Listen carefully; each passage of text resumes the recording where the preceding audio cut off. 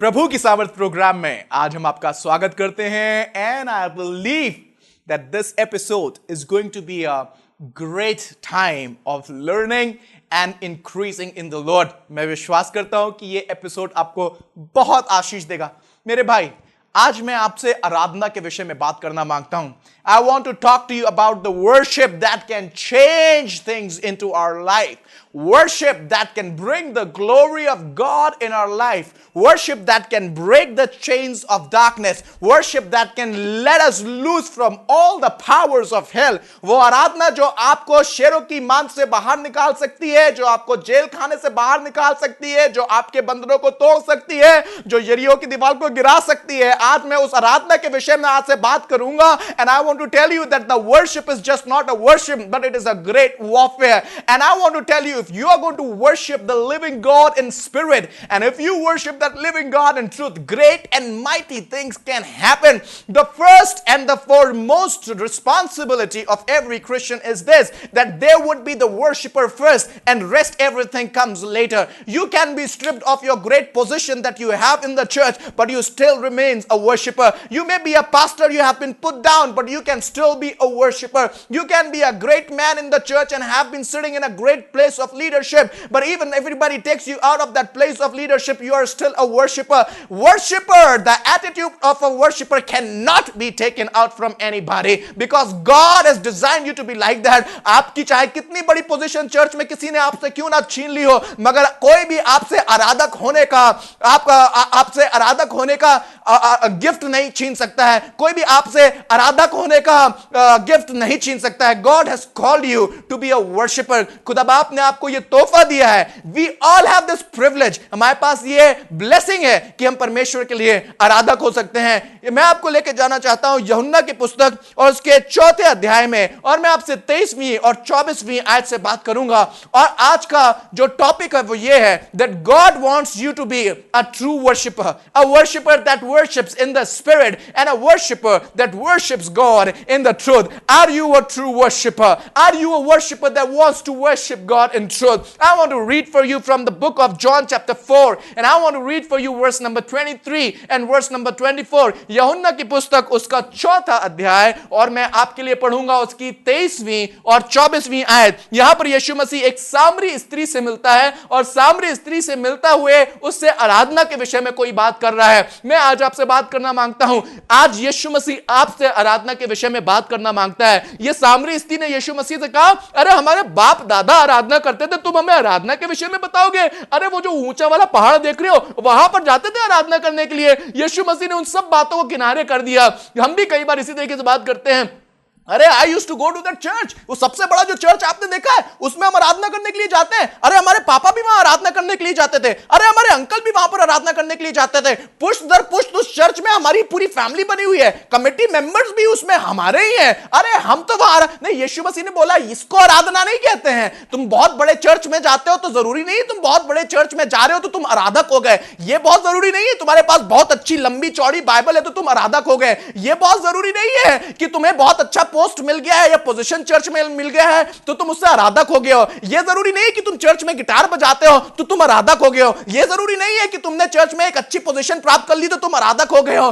Nothing qualifies you to be a worshipper। It is only one thing that qualifies you to be a worshipper। इस औरत ने सोचा था क्योंकि हमारे बाप दादा आराधना करते हैं, टेंपल पे आराधना करते हैं, अब्राहम से आराधना चली आ रही है, हम सब आराधक हैं। No no no no, Jesus completely executed a new law at that particular time. यीशु मसीह ने उससे कहा नहीं नहीं, ऐसा मत समझो क्योंकि बाप दादा वहां पर पहाड़ पे जाते हैं, तुम भी उस पहाड़ पे जाती हो, उस बड़े चर्च में जाती हो, उस जगह पे आराधना करती हो। नहीं, it is good if you are going to bad church. I am not against anybody if they are going to a good church or to a bad or to a big church। What I am going to make a point, you must listen to it carefully।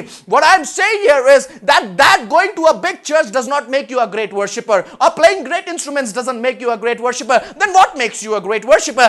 Let me take you into the word of God and find out what makes you a great worshiper। It says like this, verse 20 chapter 4 and verse 23, परंतु वे समय आता है वरन अभी है, he is saying the time is coming and the time is now, जिसमें सच्चे भक्त पिता की आराधना आत्मा और सच्चाई से करेंगे। सच्चे भक्त कैसे आराधना करेंगे? आत्मा से और सच्चाई से करेंगे, क्योंकि पिता अपने लिए ऐसे ही आराधकों को ढूंढता है। परमेश्वर आत्मा है और अवश्य है कि उसकी आराधना करने वाले आत्मा और सच्चाई से आराधना करें। There are so many points to discuss in this that I can't finish it in some very little time on the television, but I want to tell you, my friends, that worship does not begin into a big church. Worship does not begin into a big place, but worship begins in the heart of heart. Look to this verse, what it is saying, परंतु वह समय आता है वरन अब भी है, जिसमें सच्चे भक्त पिता की आराधना कैसे करेंगे? आत्मा और सच्चाई से करेंगे। आत्मा तो आपके साथ हर जगह रहती है और सच्चाई आपके भीतर वास करती है। If you want to worship God, there are two criterias. One is this कि आप आत्मा से भरे हों, दूसरी बात यह है कि आप सच्चाई के साथ उसकी आराधना करें। कई बार हम चर्च में जाते हैं, बहुत बड़े चर्च में जाते हैं, we are going to a big church to worship. Oh I go to that big church, I go to that big church, wonderful piano is played, wonderful guitar is played, but that does not make you a worshipper. If you are going to the church, that does not make you a worshipper. Might be the person who is playing a piano is a worshipper, might be the person who is playing a guitar is a worshipper, but does that make you a worshipper? What makes you a worshipper is this, that when you are filled with the Holy Spirit, my first question to you is this, are you filled with the Holy Spirit? नहीं pastor साहब, वो तो उस समय हुआ करता था, ऐसा कुछ नहीं है मेरे भाई मेरी बहन। परमेश्वर का वचन बहुत क्लियरली बोल रहा है, Jesus is very clearly speaking, सच्चा आराधक परमेश्वर की आराधना आत्मा और सच्चाई से करता है। And you have read that in verse number 24, इसलिए परमेश्वर आत्मा है और अवश्य है कि उसकी आराधना करने वाले आत्मा और सच्चाई से उसकी आराधना करें। इसका मतलब अगर पवित्र आत्मा नहीं है तो हम आराधना नहीं कर सकते हैं। We think that because we play good instrument we are a worshipper. No, you are not a worshipper because you play a good instrument. You can be a worshipper only when you are filled with the Holy Spirit. Thing I want to ask you is this, क्या आप पवित्र आत्मा से भरे हैं? क्या आप पवित्र आत्मा से बात करते हैं? क्या आपने परमेश्वर से बोला है, Holi spirit please come into my life? Did you invite Holy Spirit ever into your life? Do you take decisions in your life with the Holy Spirit? Do you take his help with the Holy Spirit in doing everything? If you have not been even listening about the Holy Spirit, if you have not even have any knowledge about the Holy Spirit, अगर आपको आत्मा के विषय में कुछ मालूम ही नहीं है, तो I want to talk to you today. Today is the day that you start asking God for the Holy Spirit, because when the Holy Spirit comes, the true worship will arise. You can be sitting in your car, आप अपनी car में बैठे होंगे, जब परमेश्वर का आत्मा आपकी कार के अंदर आ जाएगा, आपके आंसू बहने लगेंगे, आपके हाथ अपने आप ऊपर उठ जाएंगे, आप आराधना के बीच में फिर अपनी आंख खोल के किसी को नहीं देखेंगे, आप आराधना के बीच में लेफ्ट और राइट नहीं मुड़ेंगे, आप आराधना के बीच में ये नहीं देखेंगे कौन क्या कर रहा है। Why? Because now Spirit has taken control over you. Have you been covered by the Holy Spirit? Have you been submerged into the presence of God? I want to ask you, it is only Holy Spirit, and I want to tell you, it is only Holy Spirit who can enable you to worship. जब पवित्र आत्मा आपके जीवन के अंदर आ जाता है, तो मैं आपको बताना मांगता हूं मेरे भाई मेरी बहन, आत्मा और सच्चाई के साथ आराधना अपने आप होने लगती है। जब तक आत्मा के और सच्चाई के साथ आप आराधना नहीं करेंगे, आप सच्चे आराधक नहीं हो सकते हैं। आपको मैं दिखाना चाहता हूं किस तरीके से कुछ आदमी, कुछ पुरुष परमेश्वर के वचन में आत्मा से और सच्चाई से आराधना कर रहे थे। आइए, I want to take you to the book of Acts. हम सोचते हैं कि आराधना तो उसी समय होती है जब हम चर्च के अंदर होते हैं ना। Many times we think that आराधना जब हम चर्च जाते हैं उस समय होती है, जब बाजे बजते हैं उस समय होती है, और जब पास्टर आ जाते हैं आराधना वाकई में उस समय होती है। Until unless we don't have some music, हम आराधना नहीं कर सकते हैं। जब तक कोई सॉफ्ट म्यूजिक ना बज रही हो तब तक आराधना नहीं कर सकते हैं। I want to take you out of all these kind of dilemma. Don't think because the music is been playing and you are singing some songs you are worshipping. Because आज दुनिया में भी बहुत से लोग म्यूजिक बजा के गाने गाते हैं, मगर म्यूजिक बजा के गाना गाना आराधना नहीं होती है। बहुत दिल से गाना आराधना नहीं होती है। आराधना उस समय होती है जब आत्मा और सच्चाई एक होकर परमेश्वर को पुकार रहे होते हैं। जब आपकी आत्मा से सिर्फ एक ही बात निकल रही होती है कि प्रभु तेरा नाम मुबारक हो, प्रभु तेरा नाम धन्य हो। जब सच्चाई आपके वचन के अंदर होती है, जब आपको मारा जाए, पीटा जाए, कुचल दिया जाए, तब भी आप एक ही बात बोल रहे हो, मर जाएंगे मगर अपने परमेश्वर की आराधना करेंगे और कुछ नहीं करेंगे। That is called the true worship. I want to show you some true worship from the true worshippers. Are you ready to see some true worship? I want to show you something. मेरे साथ निकाल लें Book of Acts chapter 16 and verse 22 and verse 24. Yes, I am talking to you about a true worshipper. प्रेरितों के काम उसका 16 अध्याय और उसकी 22वीं और 24वीं आयत, यहां पर कुछ इस प्रकार लिखा हुआ है, तब भीड़ के लोग उनके विरोध में इकट्ठा होकर चढ़ आए और हाकिमों ने उनके कपड़े फाड़ कर उतार डाले और उन्हें बेत मारने की आज्ञा दी। क्या? कपड़े उतार डाले और बेत मारने की आज्ञा दी? जी हां। ये कौन है? This is Paul. This is Paul. यहां पर पौलुस के कपड़े उतार दिए गए हैं, पौलुस और सिलास के कपड़े उतार दिए गए हैं और इनको बंदीगृह में डालने की योजना बनाई जा रही है। इनके कपड़े फाड़ दिए गए हैं और इनको बहुत बेत लगाने की आज्ञा दी है। क्या काम यहीं पर ही खत्म हो गया? I want to just read for you verse 23, book of Acts chapter 16 and verse 23। बहुत बेत लगवाकर उन्होंने उन्हें बंदीगृह, कितने बेत लगा के? बहुत बेत लगा के। एक बेत नहीं मारा, दो बेत नहीं मारे, मगर बहुत बेत मारे। कई बार जब हमको बहुत बेत मिलते हैं, जब आपको बहुत डांट मिल जाए अगर चर्च से, अगर आपको जरा भी प्रॉब्लम हो जाए चर्च से, the first thing that I say, I am not going to come to this church. मैं चर्च में नहीं जाऊंगा। I don't like this pastor, I just don't like this preaching, I just don't like how he speaks, because it is touching your heart, because it is doing something in your heart. हमें बिल्कुल पसंद नहीं कोई हमें उंगली दिखा के बात करे, हमें पसंद नहीं कोई हमसे ऊंची आवाज में बात करे, हमें पसंद नहीं पास्टर साहब आपकी ये सारी बातें, आप हमसे ना बताइएगा ये सब बातें। हमारे बाप यहां पर चर्च में कमेटी मेंबर थे, हमारी आंटी यहां पर ही काम करती थी, हमारे पापा पास्टर थे। अरे आपके पास्टर पापा पास्टर होंगे, आपकी आंटी कमेटी में काम करती होंगी, चाहे कोई कुछ भी होगा, that does not make you a great worshipper. आपको ग्रेट वर्शिपर कैसे बनना है, उसका philosophy is there in the Bible. The word of God is saying like this कि पौलुस और सिलास के कपड़े फाड़ दिए गए, उन्हें बेत लगा के मारा गया है, और सिर्फ बेत ही नहीं मारे गए हैं मगर उनको बहुत बेत लगाए गए हैं। फिर भी देखिए क्या कर रहे हैं, बहुत बेत लगाकर उन्होंने बंदी गृह में डाल दिया और दरोगों को आज्ञा दी कि उन्हें चौकसी से रखे। उसने ऐसी आज्ञा पाकर उन्हें भीतर की कोठरी में रखा है और उनके पांव काट में ठोक दिए हैं। My God, they have been made completely immobilised, they can not move an inch left and an inch right. उन्हें बेत मारे गए हैं, उनको बंदी गृह में रखा गया है, उनके पैर काट के अंदर जकड़ दिए गए हैं। आज बहुत से लोग इस टेलीविजन प्रोग्राम को देख रहे हैं और आपकी दशा बिल्कुल ऐसे ही है। लोगों ने आपको बड़े बेत मारे हैं, तुम्हें बहुत सिचुएशंस ने थप्पड़े लगाए हैं, बिल्कुल नंगे हो गए, कपड़े आपके उतार दिए गए हैं। लोग आपके बारे में जानते हैं, लोग आपकी लाइफ के बारे में जानते हैं, लोग आपके पास्ट के बारे में जानते हैं, लोग आपकी परेशानियों के बारे में जानते हैं, आपका मजाक बनाया, ओ कपड़े फाड़ दिए गए हैं। नहीं सिर्फ कपड़े फाड़ दिए गए हैं, लोग अपने शब्दों से आपको बेत लगा रहे हैं। अब देखा, बड़ी मजा आई, तुम तो बहुत प्रभु प्रभु किया करते थे, अब तुम्हें डंडा मिला, सब समझ में आएगा। चर्च जा जाके अपना टाइम वेस्ट करते थे, गिटार बजाया करते थे, वर्शिप किया करते थे, अब तुम्हें समझ में आएगा। मैं ना जाने किससे बात कर रहा हूं, शायद मैं किसी पास्टर से बात कर रहा हूं जो आज डिस्करेज हो गया है। Might be there is a pastor who is discourage, might be there is a worship leader who is discourage. आपको लोगों ने फॉल्सली अक्यूज किया है, लोगों ने बहुत गलत गलत आपको बातें बोली हैं और आज आपने आराधना ही करना बंद कर दिया है। आपको लोगों ने गलत गलत बातें बोल दी, आपने बोला आज से मैं चर्च जाऊंगा ही नहीं। आपको लोगों ने गंदी गंदी बातें कर दी, आपने डिसाइड कर दिया है I am not going to be the part of this church and you are sitting at home, you are discouraged. Oh, लोगों ने बहुत बेत मारा है, लोगों ने कपड़ा मार दिया है, तमाशा बनाया है, और आज तो आपको चर्च से बैन भी कर दिया गया। पादरी ने बोल दिया चर्च में आना नहीं, लोगों ने बोल दिया चर्च में दिखना नहीं, तुड़ैया कर देंगे। आज आप इमोबिलाइज हो गए हैं, आपकी जॉब निकल गई है, everything is in a very bad mess. You can't go to left, you can't go to right, you can't go in front, you can't go in back, everything is just in shame. But something happened, something happened at the time. उस समय कुछ हुआ है।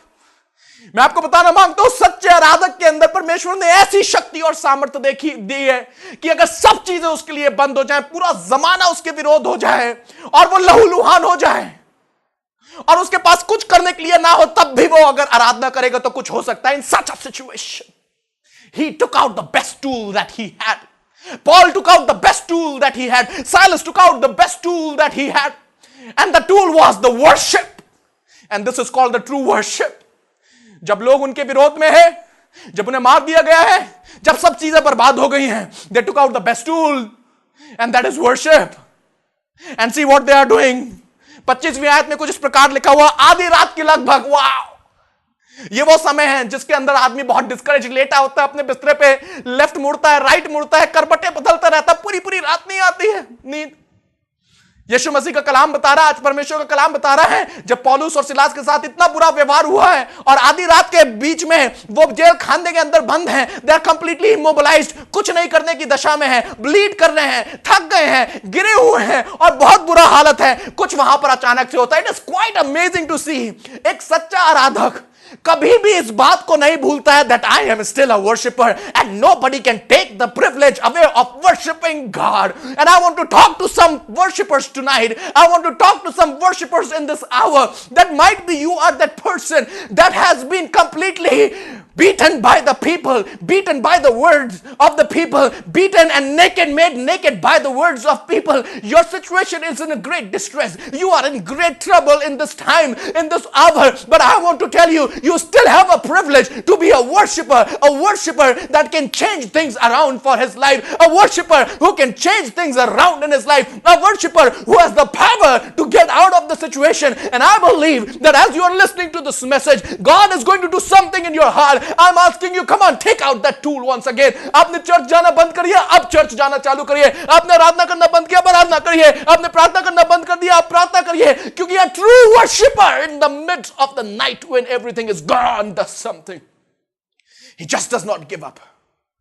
A true worshiper, सच्चा आराधक जो आत्मा और सच्चाई से आराधना करता है, उसे भेद रोक नहीं सकते हैं, उसे रात का अंधेरा रोक नहीं सकता है, उसे काठ रोक नहीं सकती है, उसका मुंह पे थूका जाना उसको रोक नहीं सकता आराधना करने से, उसका कपड़ा फाड़ दिया जाना उसको आराधना करने से नहीं रोक सकता है, because he's a true worshiper.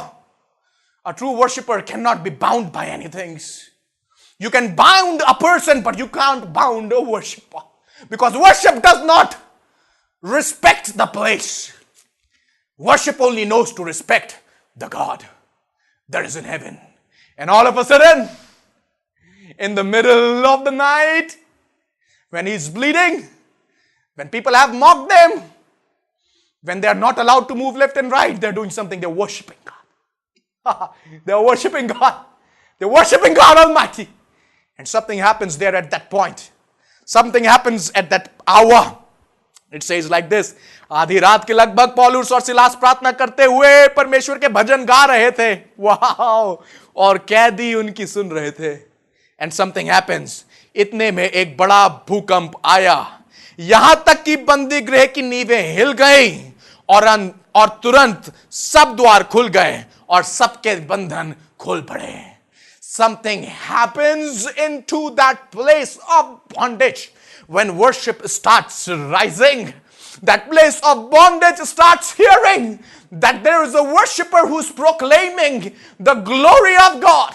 And that glory of God, when it comes down, it cannot be bound by chains. That glory of God cannot contain in that prison. So that prison has to open up to show off that glory that is right there in that time, in that hour, in that prison.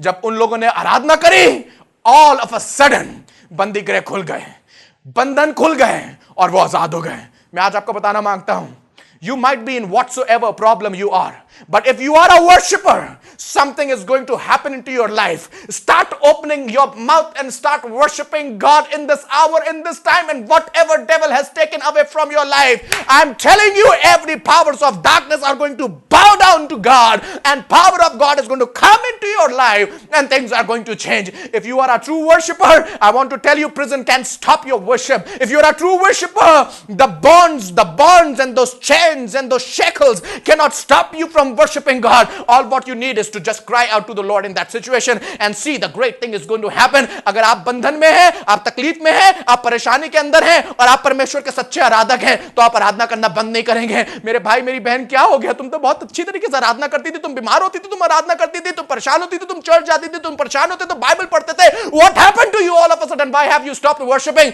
I want to tell you, this was nothing else but devil has stopped you from worshiping worshiping the living God. शैतान ने कोशिश करी है कि आपकी आराधना को रोक दे, क्योंकि उसे मालूम है कि जब आप आराधना करेंगे उसके सारी शक्ति और सामर्थ्य जो उसने आपके जीवन के ऊपर रखी है, जो बॉन्डेज आपके जीवन के ऊपर रखा है, वो टूट जाएगा. Devil knows it that if you will continue to go into the church in the face of that atrocity, in the face of those opposition, something powerful is going to happen. You are going to break free from those problems, and the church is going to shine, and your life is going to shine, your husband is going to shine, your child is going to shine. I am telling you, my friend, whatever situation you are going through, devil does not want you to worship, because he knows it. The moment you will worship, the privilege that has been taken away from him, he knows it. If you are going to worship, something great and powerful is going to happen at that time, at that hour. And the moment you will worship, every bondage the devil has bound around you, every doors that he has closed in front of you, they are going to flood open with the presence of God. This is going to happen to you in your life. If you are that person, you have stopped worshiping,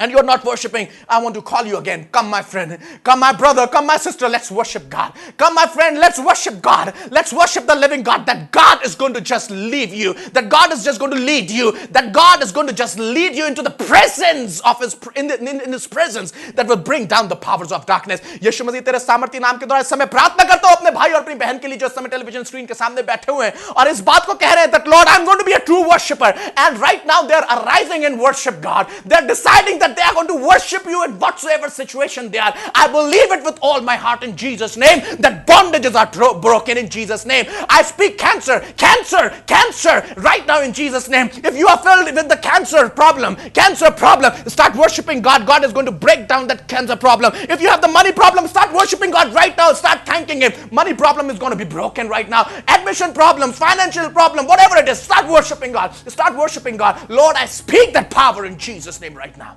Lord, break free from the problems. Lord, help them to break free from the problem in Jesus' name, amen. I believe it that God has set somebody free right now. मैं विश्वास करता हूं परमेश्वर ने किसी की बीमारी इसी समय सही कर दी है. Check your eyes. Something has happened in your eyes. Check your hands. Something has happened in your hands. Check your legs. Something has happened in your legs. Check your back. Something has happened in your back. Go and check your bank balance. Something has happened. God is creating testimony because you are becoming a worshiper. As you are worshiping, great things will happen. I believe it. And I completely trust God that He has done great miracles. Come on. The numbers are on the screen. Come on. Tell your testimony to us. हमें अपनी testimony बताइए. Email us. Text us what God has done into your life. If you want that we must pray for you, call us. Text us. Email us. We're going to be there.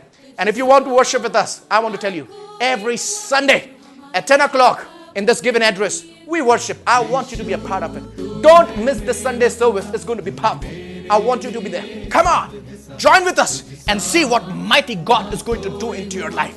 I have testimonies in my church that the whole of the heart got healed because the people were worshiping. The children were healed because the people were worshiping. Financial problems left them because people were worshiping.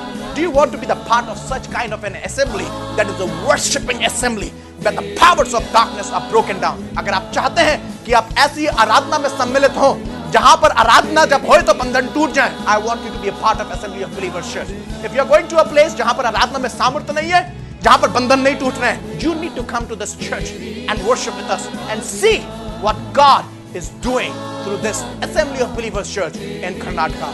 I welcome you and I invite you, come and see what God can do in your life. May God bless you. Stay tuned for another program. God bless you.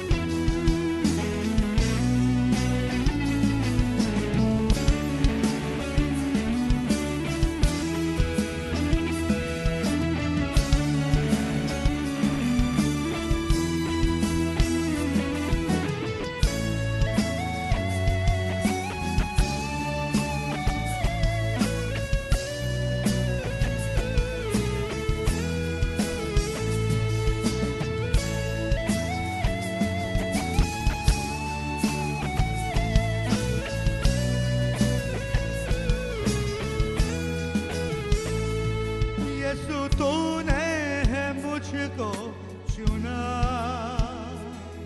मुझे अपने जैसा